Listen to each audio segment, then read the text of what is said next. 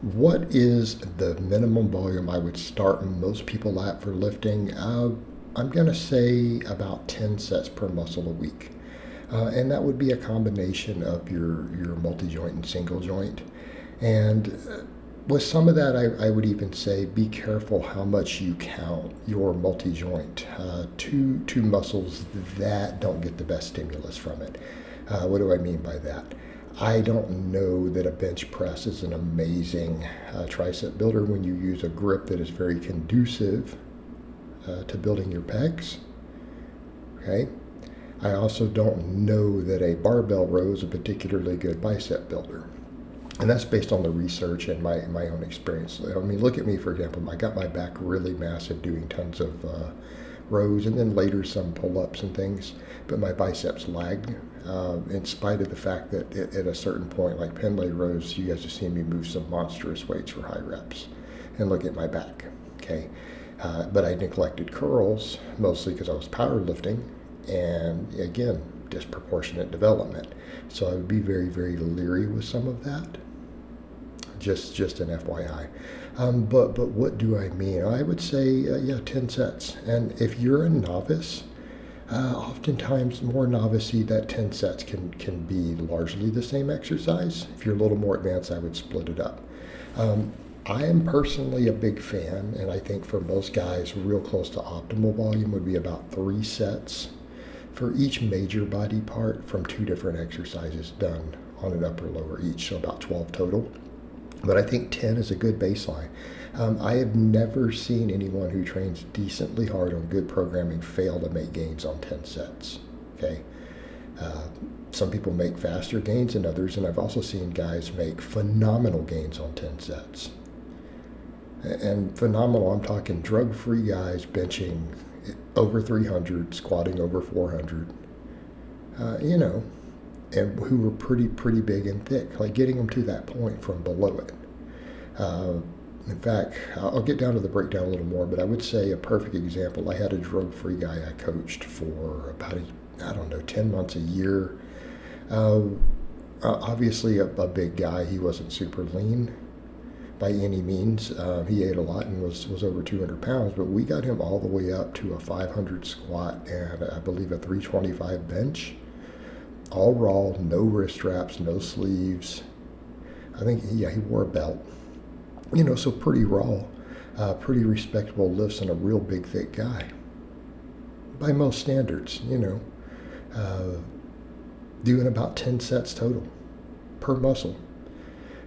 Any extra focus we really did was for stuff like triceps, because he really struggled with triceps. They held his benching back a lot. Like we put 50 pounds on his bench just by focusing on triceps, with a minimum of other stuff, like speed benching plus, 3 sets of benching on his, or floor press on his max effort day. But his total volumes per week were around 10 total sets, right, for most muscles. And he made those sort of gains just fine. I've also had plenty of other lifters do that. And I feel like I should make a separate video on what I think the minimum volume someone could do, because that's a different topic, because that requires training extremely hard, and very careful exercise selection. But 10 sets is good. And examples could be, for more novice lifters, these can be just big movements. And I'm talking simple. So if you're going to do an upper lower, which is usually what I recommend, so 2 upper body days, 2 lower bodies, you could literally get away with 5 sets of bench on each day. You get away with 5 sets of rows on each day. All right? 5 sets of squats, 5 sets of good mornings. And then do a little deadlifting, and then obviously a little arm work or delt work or whatever is needed for that person, right? Because a lot of novices, they really like their arm work. I'm very likely to give a novice, because of grip needs and everything, though, who really wants some arm work, I'm very likely to throw hammer curls at them. Just an FYI. As opposed to a barbell early on, a lot of them do really well with just a hammer curl, because I like to get their grip up for the rows and the deadlifts. That works really, really well. And just get your 10 sets.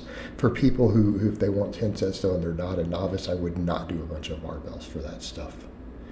It would be broken down into other lifts, like maybe 3 sets of one compound and then 2 sets of another. So, I mean, a perfect layout. Let's say someone who's more of an intermediate lifter, what might I do? If I want to give them around 10 sets and they just kind of want that minimum, it might be 3 sets of flat bench and then, a couple sets of dumbbell or incline after. Okay, so that we work some different angles for the chest. Ideally, I'd like to give them a vertical pull and a horizontal pull. If they're strong enough to do pull-ups or chin-ups, we might do 3 sets of those and a couple sets of rows of some type, dumbbell, barbell. If they're not strong enough for that, I'm going to put probably a little more focus on rows, maybe 3 sets of that and then some lat pull downs, if they have that at their gym. If I'm going to work with what's ideal. Okay, so what have we done here? We've worked all these different angles. We've got 5 sets of 2 different exercises, because again, as we get more advanced, we need that extra exercise variation. Then I'm obviously going to throw some arm and shoulder work at them. Usually people at that level, unless they're focusing really hard on chin-ups as a primary, they're going to need bicep work, right? But we don't need a lot because we're already getting really some sets with the other stuff. So at that point, I'm probably going to throw some curls in, some tricep extensions,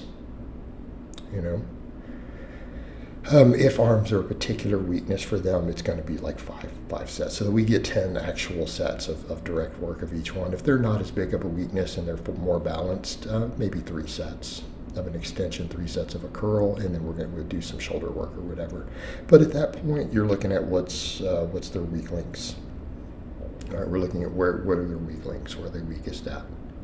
Now, some of that will change if we take it up to higher sets, 12 sets, because if we do 3 and 3, we're getting a little more work all the way through on everything.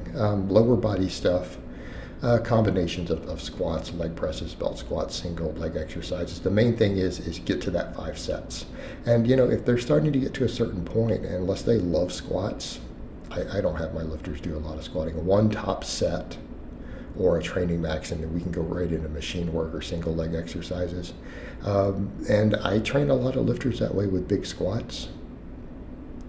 Most people, I don't ever have them do more unless they're doing speed pulls more than 1 set of deadlifts. And we fill in the rest of the posterior chain with RDLs, good mornings, direct hamstring work, right? Reverse hypers, whatever they have access to. If they care about calves, do some calves in there as supersets.